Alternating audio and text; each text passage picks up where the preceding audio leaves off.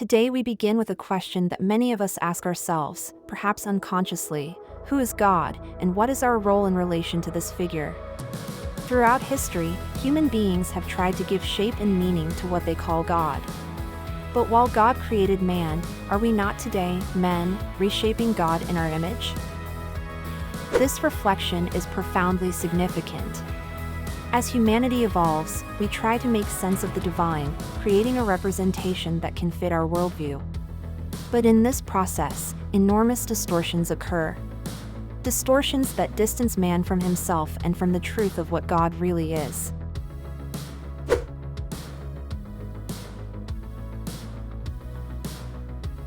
There are many who cling to a distorted vision of God, a projection that reflects their fears and insecurities, rather than a divine truth.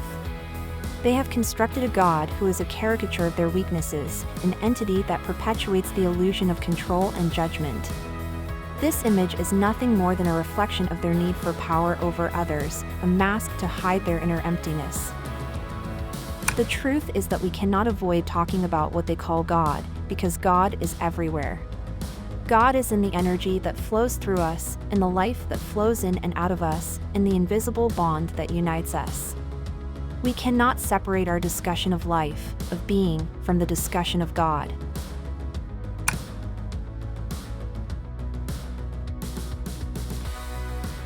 God is not an image constructed to serve the ego of man. He is not a figure to be feared or blindly worshipped. God is the energy that pervades everything, the force that animates us, the spark that makes us alive. There is no separation between us and God, except that which man himself has created to justify his desire for control and superiority. The idea that you are part of God, both in your physical and non-physical perspective, is not only accurate, it is essential to understanding our role in the universe. God is the expansion of consciousness, and you, I, all of us, are an integral part of that. This concept, however, can be uncomfortable for many. Why? Because we have become accustomed to thinking of God as an exaggerated version of ourselves. Someone similar to us, but bigger, more powerful, with all the answers we don't have. In this attempt to give God form, humanity has sacrificed its own self-image.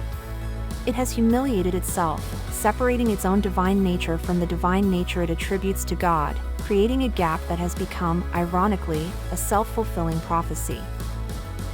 The rift between man and God.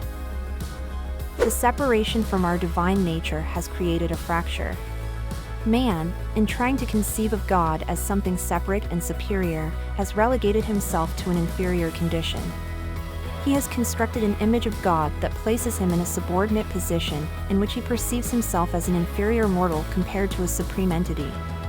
This separation, which was initially only conceptual, has become a lived reality for many. And so, man no longer sees himself as an integral part of divine creation, but as a detached being, always seeking something that seems unattainable. In many meetings and discussions, I have been told, "You have destroyed my image of God." And this is true.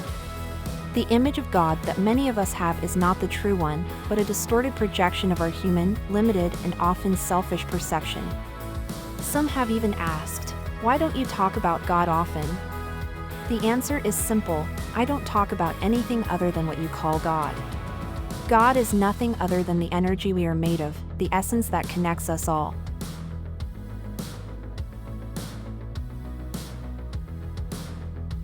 Humanity and the distortion of the divine. This distortion of the divine has become our paradox. Instead of moving closer to the truth, we have moved away. And we see this in the way we pray. Most prayers that humans offer are spoken from a place of disconnection. We pray in the hope of receiving something, but we do so from a place of vibrational separation from what is desired. How many times have you prayed and felt far from God, as if you were crying out in the darkness and never received an answer? This is because, in our efforts to receive guidance, we often reinforce the separation between who we really are and the God we are seeking.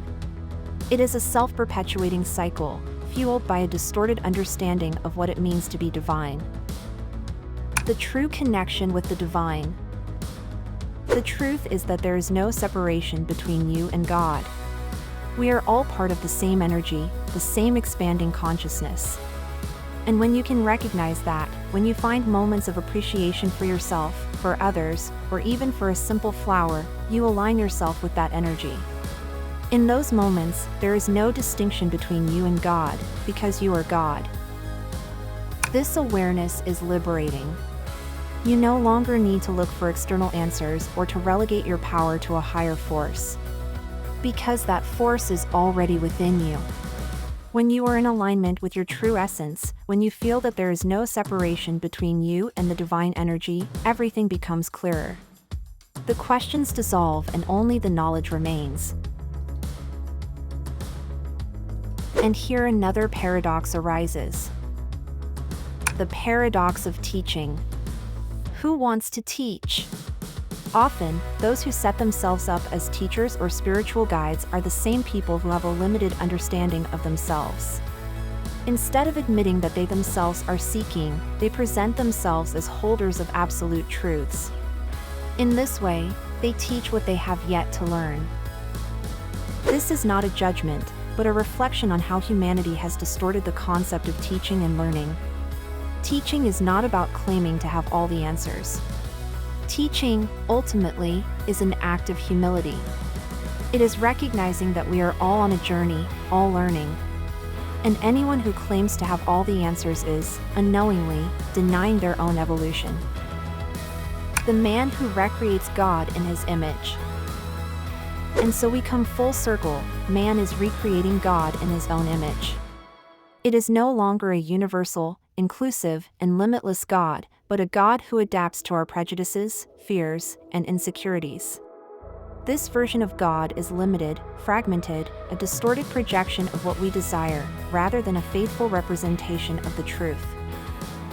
But the truth is much simpler, and at the same time, much deeper. God is not an entity separate from us. He is not a superior being who looks down on us with judgment or mercy. God is the energy that flows through us, that connects us, that expands us.